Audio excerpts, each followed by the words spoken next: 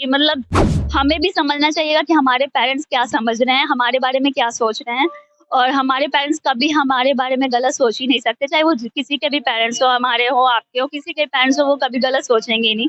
कि love marriage करना गलत नहीं है, लेकिन फैमिली का रेपुटेशन को ये करके उसको भागना वो गलत है। और आप चाह रहे हो कि नहीं हम भी थोड़ा अपने दोस्तों के साथ घूमने जाएं, थोड़ा मतलब घूमने जाएं या फिर कहीं टूर पे जाएं या फिर मूवी देखने जाएं, कुछ भी हो, तो आपको वो चीज पेरेंट्स को होना चाहिए कि हाँ ठीक है तुम जाओ। ऐसा नहीं कि नहीं एकदम जाना नहीं है, तो वो उससे बच्चों का थोड़ा बच्चे शायद डिप्रेशन में भी जा सकते हैं कि नहीं क्योंकि दूसरों लोग जा रहे हैं हम नहीं जा रहे, तो इस पे बच्चों पे गलत मतलब प्रभाव भी पड़ सकता है।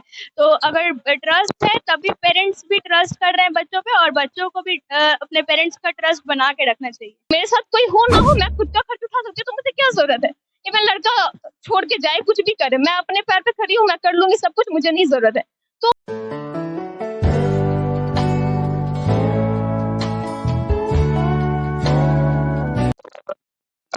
ठीक है, ऑडियो सोर्स ठीक है।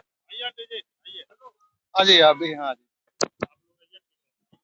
मैं ये पूछ रहा था कि आज शादी से पहले तो लव होता है लड़के लड़कियों में, शादी होती है 2 साल बाद तलाक हो जाता है, झगड़ा हो जाता है। तो ये क्या है, अट्रैक्शन है कि वाकई रियल लव है? मैं इसको रियल लव तो नहीं मानूंगी। रियल लव होगा तो वो बॉन्ड कभी ब्रेक ही नहीं होगा। और अगर फैमिली का साथ होगा तो वो बॉन्ड, जैसे फैमिली का साथ साथ रहता है तो बॉन्ड और बढ़ते जाता है और स्ट्रांग होते जाता है। तो फैमिली का अगर साथ नहीं है, आप एक दूसरे को समझ नहीं पा रहे, तो वो बॉन्ड मतलब 1-2 साल के बाद ब्रेक ही होना है। तो एक तरह से सबसे पहले इम्पोर्टेंट बात ये है कि पहले सामने वाले को अच्छे से समझना पड़ेगा, उसका हर चीज बैकग्राउंड देखना पड़ेगा, मतलब हर तरह से देखना पड़ेगा। फैमिली हो, लड़का हो, लड़की हो, सब एक दूसरे को पहले समझना बहुत जरूरी है। बिना समझे ऐसे ही अदर कास्ट में इंटर, तो वो चीज सही है ही नहीं, बिल्कुल सही नहीं है कि अदर कास्ट में कर लिए बिना कुछ समझे। एक दो मंथ का रिलेशनशिप तो ऐसे भी ब्रेक होना ही है। तो सबसे पहले अपने रिलेशनशिप को, जो भी है आपका रिलेशन, उसको पहले टाइम दीजिए। 6 मंथ, 1 साल, अगर वो मतलब बिल्कुल स्ट्रांग हो जाए, तब आप आगे अपना डिसीजन ले सकते हैं कि आपको लव करना है या फिर अरेंज करना। और फैमिली का साथ तो बिल्कुल होना चाहिए। अगर लव भी है तो आपको फैमिली का साथ होना ही चाहिए, तभी वो जो बॉन्ड है वो स्ट्रांग होगा, सक्सेसफुल होगा। एक बात इन्होंने अभी कहा कि आज के युग में और पहले के युग में अंतर है, तो गार्जियन का जो सोच है, पेरेंट्स का जो सोच है, उसमें कुछ बदलाव की जरूरत है क्या बच्चों के लिए? हाँ, बिल्कुल बदलाव तो होना ही चाहिए। जैसे आजकल का जनरेशन है तो बदलाव तो होना ही चाहिए, लेकिन मतलब हमें भी समझना चाहिएगा कि हमारे पेरेंट्स क्या समझ रहे हैं, हमारे बारे में क्या सोच रहे हैं। और हमारे पेरेंट्स कभी हमारे बारे में गलत सोच ही नहीं सकते, चाहे वो किसी के भी पेरेंट्स हो, हमारे हो, आपके हो, किसी के पेरेंट्स हो, वो कभी गलत सोचेंगे ही नहीं। तो सबसे फ्रीडम फ्रीडम तो ज़रूरी है ही, फ्रीडम भी ज़रूरी है। फ्रीडम बहुत जरूरी है, मतलब अभी के जनरेशन को लेकर के फ्रीडम बहुत जरूरी है। अगर फ्रीडम जरूरी है, लेकिन फ्रीडम का बशर्ते कि नाजायज फायदा ना उठाए। गलत फ़ायदा ना उठाया जाए। अगर आपके पेरेंट्स आपको फ्रीडम दे रहे हैं तो उसका सही ढंग से यूज़ कीजिए।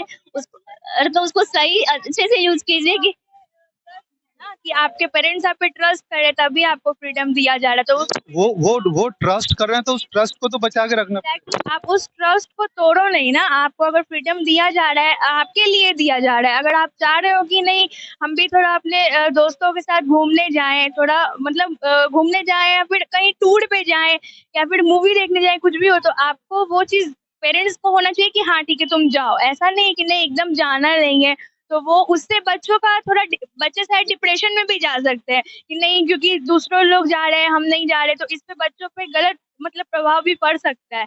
तो अगर ट्रस्ट है तभी पेरेंट्स भी ट्रस्ट कर रहे हैं बच्चों पे, और बच्चों को भी अपने पेरेंट्स का ट्रस्ट बना के रखना चाहिए। तो बड़ी बात यह है कि इन्होंने कहा कि बच्चों को भी पेरेंट्स का ट्रस्ट बना के रखना चाहिए। आप क्या कहना चाहेंगे? जैसे ट्रस्ट तो होना ही चाहिए, बचा के भी रखना चाहिए, लेकिन ये आजादी देने का गलत फायदा बच्चे उठा लेते हैं, तो ये कहाँ तक जायज? ये तो बच्चों में है कि अब वो अपने पेरेंट्स का जो ट्रस्ट बना के रख रहे हैं या फिर उसको ब्रेक कर रहे हैं। ये तो बिल्कुल बच्चों पे डिपेंड करता है। बच्चों को तो अनुभव है नहीं, तो उन्हें अगर आजादी ज्यादा दिया जाए तो वो तो उसका बेजा इस्तेमाल करेंगे। लिमिट में आज़ादी भी दी जाए। बच्चे कहाँ जा रहे हैं, नहीं जा रहे, किसके साथ जा रहे हैं, किसके साथ जा रहे हैं, कहाँ जा रहे हैं, तो ये एक उनको मतलब अपने बच्चे पे नज़र भी रखना चाहिए और बच्चों के साथ बिल्कुल फ्रेंडली रहना चाहिए। ये नहीं कि उसको बिल्कुल मतलब एकदम दबाव कर रहे हैं, ऐसा नहीं होना चाहिए। बिल्कुल फ्री रखिए, अपने बच्चों के साथ फ्रेंडली रहिए। वो कहाँ जा रहे हैं, कहाँ से आ रहे हैं, वो सब कुछ उनको देखिए, उनके कौन फ्रेंड हैं, नहीं हैं। और बच्चों को भी अपने अपने पेरेंट्स पे ट्रस्ट होना चाहिए, और पेरेंट्स को भी अपने बच्चों पे ट्रस्ट होना चाहिए कि हमारा हमारा जो बच्चा है हमारा ट्रस्ट नहीं तोड़ेगा। इन्होंने कहा कि एक लिमिट में आजादी होनी चाहिए, आपने कहा फ्रीडम चाहिए भी, लेकिन उसका बेजा इस्तेमाल ना कहो, लिमिट जरूरी है। हाँ, लिमिट ज़रूरी है, और एक पेरेंट्स को जो है वो एक मतलब फ्रेंडली नेचर रहना चाहिए अपने बच्चों के साथ। अगर फ्रेंडली नेचर है तो आपके बच्चे आपसे डरेंगे नहीं, कुछ भी आपसे शेयर करने में। कोई-कोई होता है फैमिली में, कोई अपने मम्मी से ज़्यादा क्लोज़ होता है, कोई पापा से होता है, कोई अपने भाई से होता है। तो उस केस में अगर आप किसी के क्लोज़ हो, अगर अपने फैमिली मेंबर से किसी से क्लोज़ हो, तो वो क्लोज़नेस बना के रखना चाहिए, ताकि अगर आप किसी के साथ भी घूमने जा रहे हो या फिर कुछ भी, तो एक होता है ना कि एक फ्रेंडशिप बना के रखें अपने पेरेंट्स के साथ भी, कि हाँ पापा हम यहाँ जा रहे हैं, तो आपके पापा का और आपका एक ऐसे फादर डॉटर के साथ आपका एक फ्रेंड का, क्लोज फ्रेंड का भी बॉन्डिंग होना बहुत जरूरी है। और अभी तो पापा, फादर और डॉटर का जो डुओ होता है वो ज्यादा होता है, मम्मी और बेटा का डुओ ज्यादा होता है। तो अगर हम, क्योंकि हम अपने पापा से सारा कुछ शेयर करते हैं, अगर हमको कहीं जाना होता है तो मम्मी शायद ही मना कर देती है, बट पापा मना नहीं करते। तो एक पापा पे भरोसा भी है और पापा के साथ एक फ्रेंडली नेचर भी है। तो वो चीज़ यही है मेरा, कि हम पापा के साथ एक फ्रेंडली नेचर बना के रखें, ताकि इससे पापा हमको कभी मना नहीं करते हैं। उनको भी पता है कि हम कहाँ जा रहे हैं, नहीं जा रहे, तो दोस्तों के साथ जा रहे हैं, पता है उनको। तो एक ट्रस्ट बना हुआ है और एक बॉन्डिंग भी बना हुआ है। सर, आपका अनुभव यहाँ जानना चाहेंगे, आप जो अभी अपने बच्चों के साथ जो बिहेव कर रहे हैं, जो फ्रेंडली बिहेव, तो क्या आपके पेरेंट्स ने आपके साथ उतना ही फ्रेंडली बिहेव किया था क्या? जी हाँ, हमारे पिताजी भी हमको बहुत मतलब खाली समझाते थे, और अपने स्तर से उनका समझाना काम था, और वही काम हम करते हैं, अपने बच्चों को समझाते हैं। जैसे कभी आप देखते होंगे कि एक छोटा सा ब्रिज को हम लोग बोते हैं, तो चारों तरफ से पहले ईंटा से घेर देते हैं, या बांस के फट्टी लगा के चारों पट्टी घेरते हैं। घेरने का कारण क्या होगा?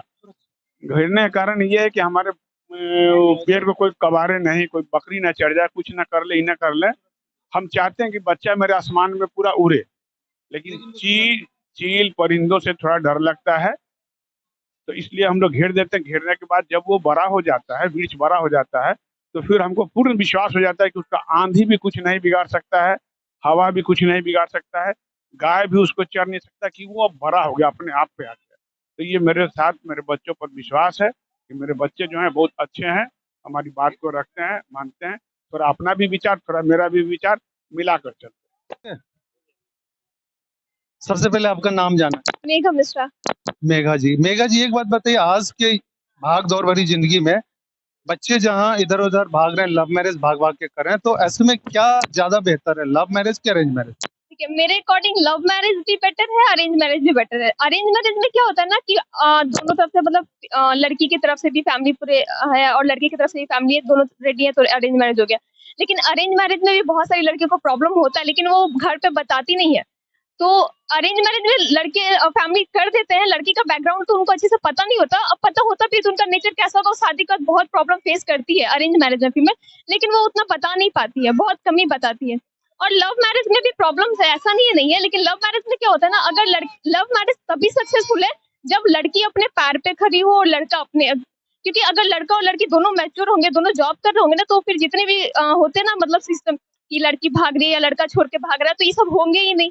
और अगर लड़का और लड़की दोनों अपने पैर पे खड़े हैं, दोनों जॉब कर रहे होंगे, तो फिर फैमिली को एक्सेप्ट होता है, क्योंकि फैमिली के अंदर क्या होता है ना कि अगर वो लव मैरिज कर रही है ना, मेरी बेटियां लव मैरिज करे या अरेंज मैरिज करे, लड़का अच्छा होना चाहिए, लड़का कमा रहा हो और घर चला सके, शादी के बाद खुश रख सके, बस ये एक्सपेक्टेशन होते हैं फैमिली को लड़के से।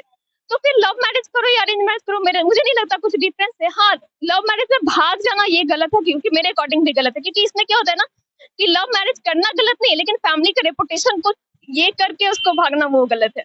तो मेरे अकॉर्डिंग लव करो या अरेंज करो बेटर है, बस फैमिली एक्सेप्ट कर ले।